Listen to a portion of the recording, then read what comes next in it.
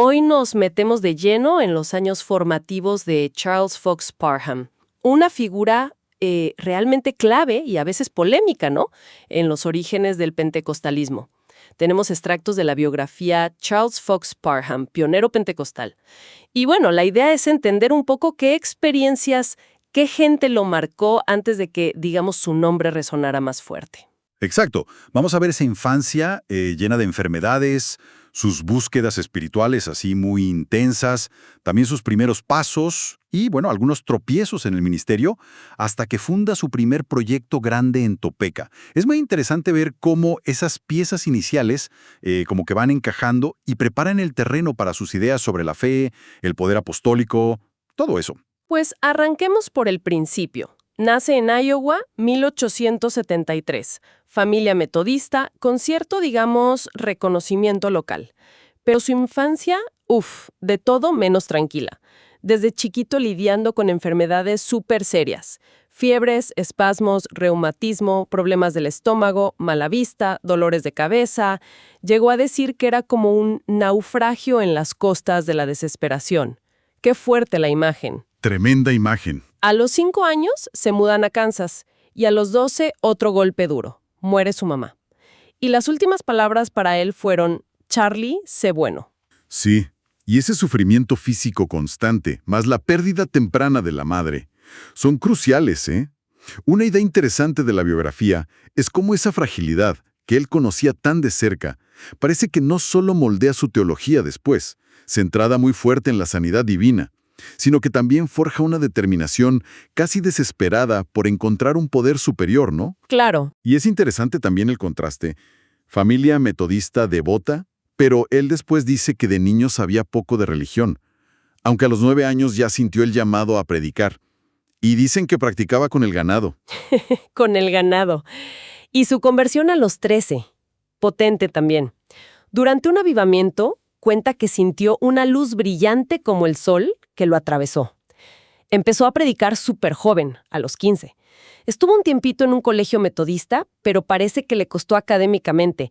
Y se sentía como dividido, ¿no? El llamado misionero era fuerte, pero también pensó en estudiar medicina como alternativa. Curioso. Sí, y esa tensión interna lo llevó a una crisis.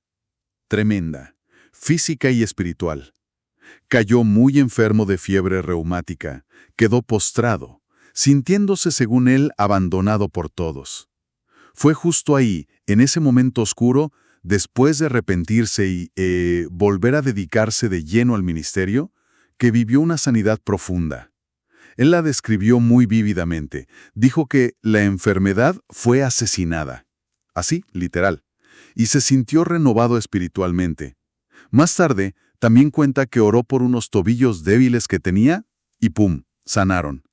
Esos eventos le grabaron a fuego la confianza en la oración por sanidad. Entonces, bueno, deja la universidad, consigue la licencia como predicador metodista en 1893, pastorea un tiempo en Eudora, Kansas.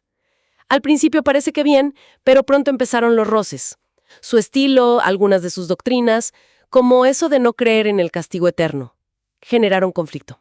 Claro. Criticaba mucho lo que él llamaba la estrechez del eclesiástico sectario. Prefería la inspiración directa a los sermones ya preparados. No encajaba. Y esa ruptura con el metodismo, en 1895, lo deja como evangelista independiente, a campo abierto, como decían.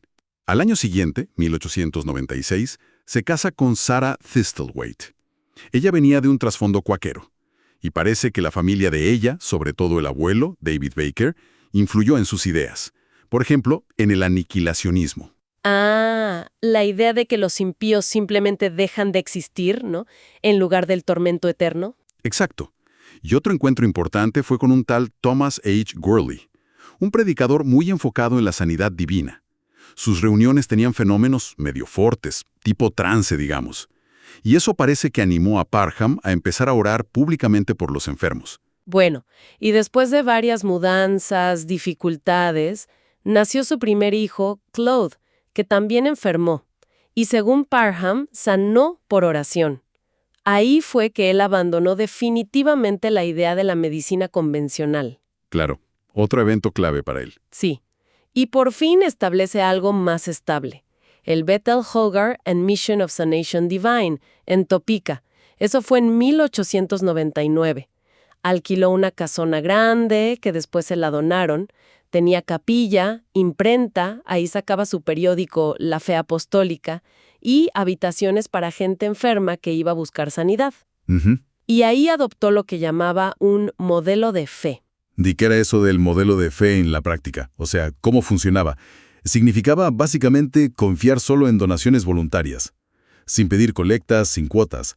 La idea era que Dios iba a proveer directamente. Ajá. Todo ese ministerio en Topeka estaba enfocado en restaurar la fe y el poder apostólicos. O sea, volver a vivir los dones, los milagros, el estilo de vida de los primeros cristianos del libro de Hechos. En 1900 hizo un viaje muy importante al este. Visitó a figuras conocidas como Dowie, Simpson, pero le impactó mucho Frank Sanford y su comunidad Shiloh, en Maine. Era un modelo de vida comunitaria muy estricta, una fe muy literal. Sí, como una inspiración, ¿no? Exacto. Pero al volver a Topeka, se encontró con una sorpresa bastante desagradable. Sí. Resulta que lo habían reemplazado en su propia misión, Bethel. Hubo conflictos internos, un problema con el que donó el edificio. La cosa es que tuvo que irse.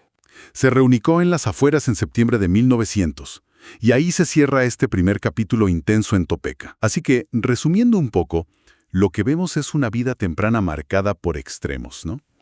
Mucho dolor físico, experiencias espirituales muy vívidas, una convicción súper fuerte en su llamado, pero también choques constantes con las estructuras religiosas. Y esa búsqueda sin descanso por revivir la iglesia primitiva. Todo eso lo fue preparando, ¿no?, para lo que vino después. Exacto. Todas esas vivencias, la enfermedad, la sanación personal, las influencias metodistas, cuáqueras, gente como Gurley, como Sanford, sumado a su carácter que era bien independiente y a veces conflictivo, todo eso es la base para entender cómo surge después el movimiento de la fe apostólica y su rol en el pentecostalismo que estaban haciendo. Ujú. Y hay que destacar su capacidad para levantarse después de cada golpe. Tenía una resiliencia notable. Sin duda. Y nos deja pensando algo, ¿no? Considerando ese énfasis tan fuerte de Parham en la inspiración divina directa y su rechazo temprano a las estructuras, a lo establecido. ¿Cómo pudo esa misma independencia ser, por un lado, una fuerza que impulsó todo, pero quizás también por otro, una fuente de problemas o conflictos futuros para el movimiento que él mismo ayudó a iniciar? Buena pregunta para reflexionar. Da para pensar, sí.